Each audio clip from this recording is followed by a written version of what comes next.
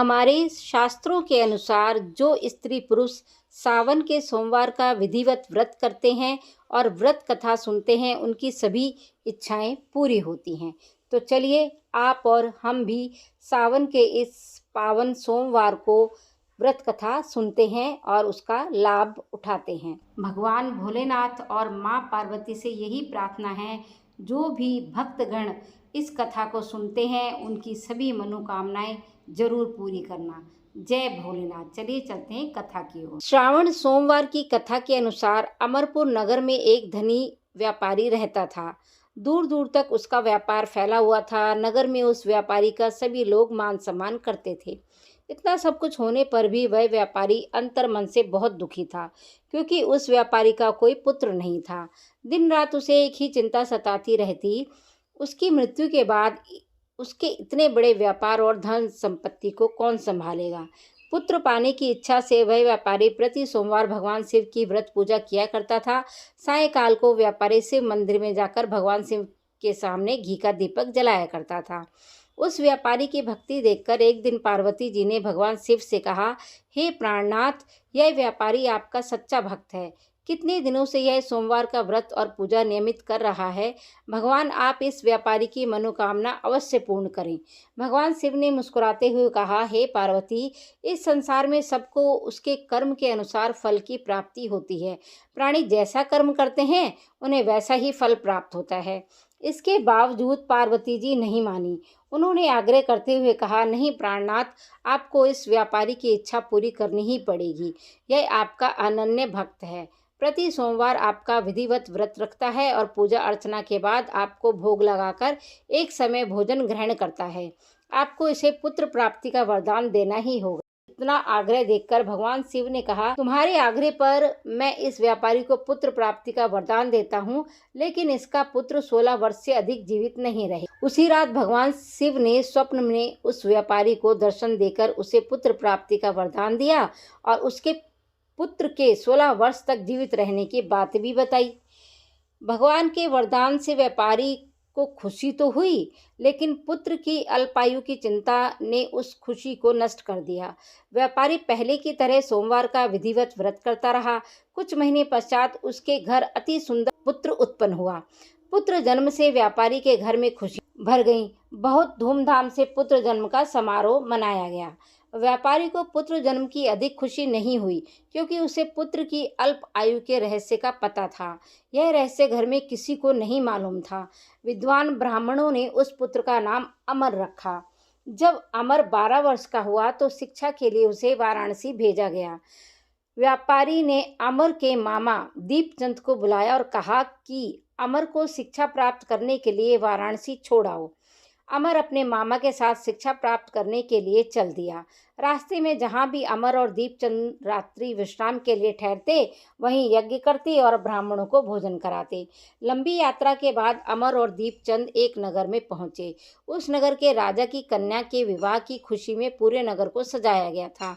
निश्चित समय पर बारात आ गई, लेकिन वर का पिता अपने बेटे के एक आंख के काने होने के कारण बहुत चिंतित था। उसे इस बात का भय सता रहा था कि राजा को इस बात का पता चलने पर कहीं वह विवाह से इनकार न कर दे, इससे उसकी बदनामी होगी। वर के पिता ने अमर को देखा तो उसके मस्तिष्क में एक विचार आया। उसने सोचा, क्यों न इस लड़के को दूल्हा बनाकर राजकुमारी से विवाह करा दूं। विवाह के बाद इसको धन देकर विदा कर दूंगा और राजकुमारी को अपने नगर में ले आऊंगा। वर के पिता ने इसी संबंध में अमर और दीपचंद से बात की। दीपचंद ने धन मिलने के लालच में वर के पिता की बात स्वीकार कर ली।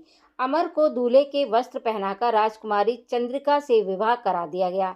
राजा ने बहुत सा धन देकर राजकुमारी को विदा किया। अमर जब लौट रहा तो सच नहीं छिपा सका और उसने राजकुमारी की ओढ़नी पर लिख दिया, राजकुमारी चंद्रिका, तुम्हारा विवाह तो मेरे साथ हुआ था। मैं तो वाराणसी में शिक्षा प्राप्त करने जा रहा हूँ।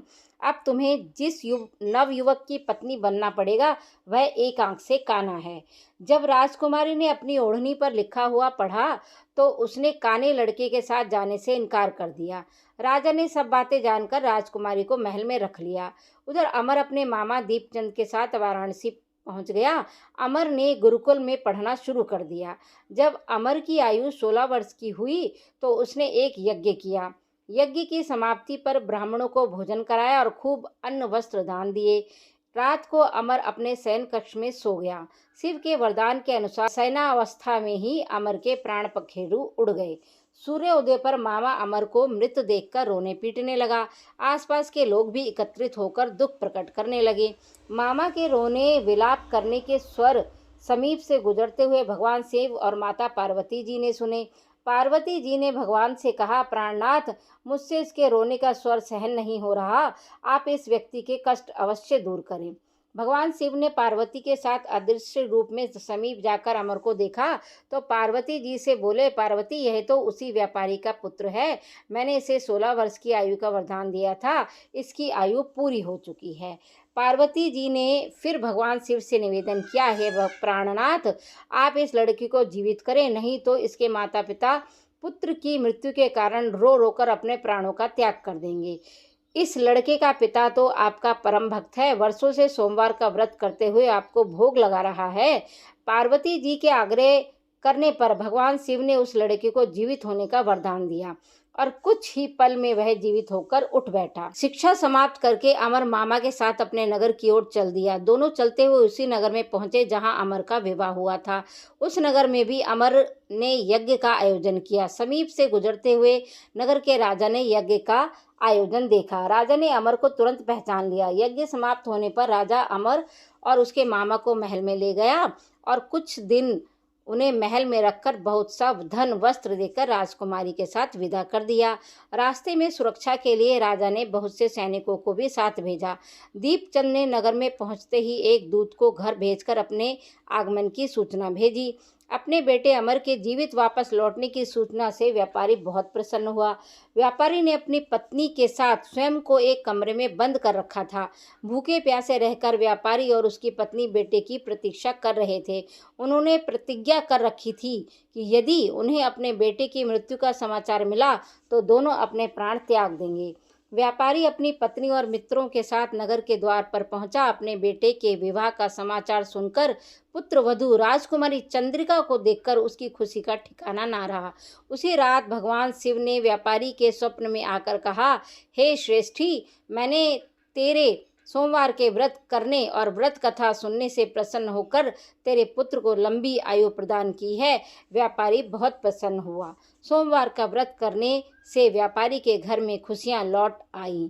इसी तरह से जो भी सोमवार का व्रत करता है या कथा सुनता है तो भगवान भोलेनाथ, जो कि बहुत ही भोले हैं, सबकी मनोकामना पूरी करते हैं। अगर आपको ये व्रत कथा अच्छी लगी हो तो औरों को भी शेयर करना ताकि औरों का भी कल्याण हो सके। धन्यवाद।